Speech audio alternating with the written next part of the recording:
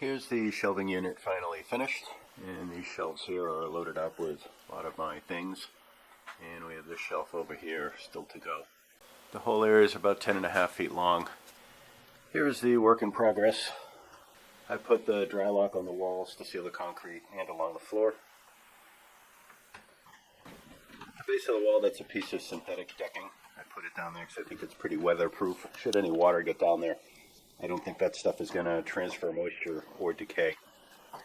I ended up furring out the strips that were attached to the wall. This is 5/8 inch plywood. That allows me a chance to put a shallow box in the wall and run wires. And I decided to put in 3 outlets. These outlets are hot all the time. This bay has 2 sheets of foam in it. They're a friction fit. And this bay has 1 sheet of foam. Second peat ready to go in. Again, nice friction fit. For a wall covering, I decided on this material. Here's a thin strip of it. It's actually a piece of hardboard.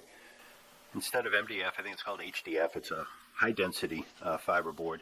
And it has this plasticky type of melamine coating on it. I liked it because it was thin and it's very affordable. Comes in 4x8 sheets, and being so thin and kind of flimsy, it's a little tricky to work with, but not difficult. I didn't show the trials and tribulations of cutting and installing this stuff, but it's a lot like cutting drywall and putting it in. I also used the number 6 screws to attach the stuff because I had a lot of them, and I just kind of sunk the heads a little bit.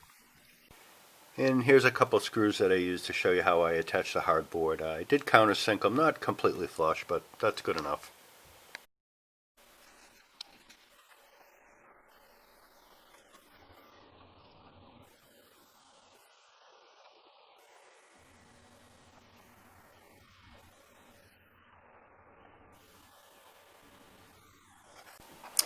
I ended up using number 6 screws to attach the standards because the head seemed to go into the recess in the standard just about perfectly, and you don't want the head to interfere with putting the brackets in.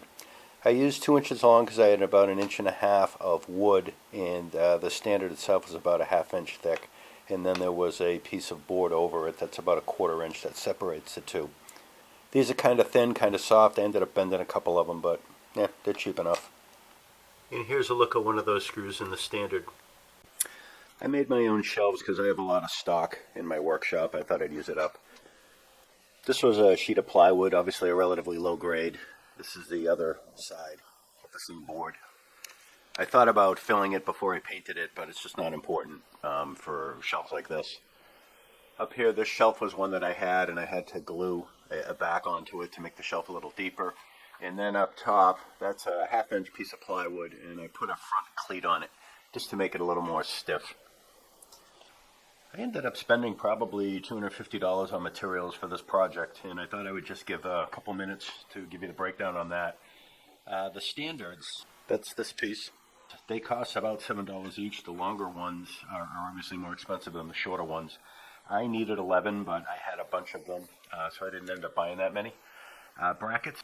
These pieces, the shorter ones are about $4, the longer ones are about $6, and I needed 19, and again, I had a bunch of them, so I didn't end up buying all that many.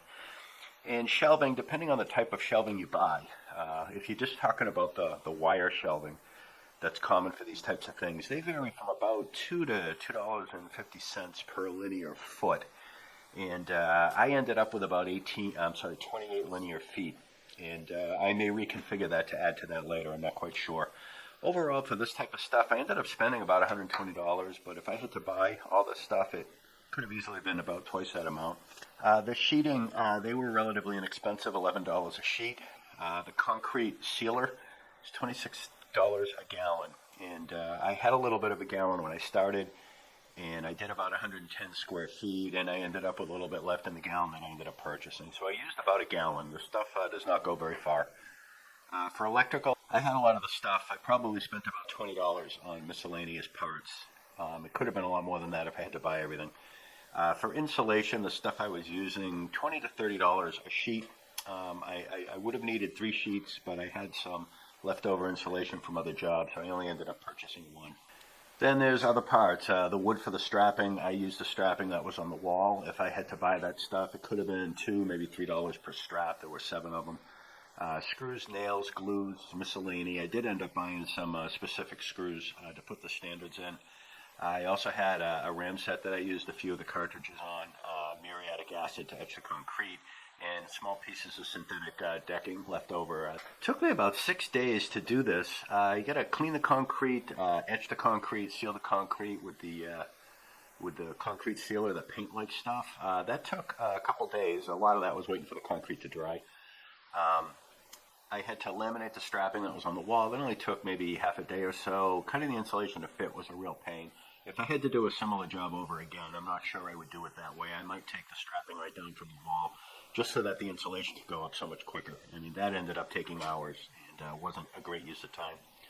Wiring the outlets and all took about a half a day. Cutting the panels to fit around the outlets, that took maybe an hour or so per panel, so less than half a day.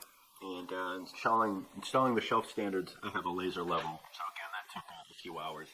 And then making the shelves took a while. I had to prime and paint them, and I had to glue some pieces together. Well, I hope you got something out of this video. Don't be afraid to like or subscribe, and I appreciate you stopping by.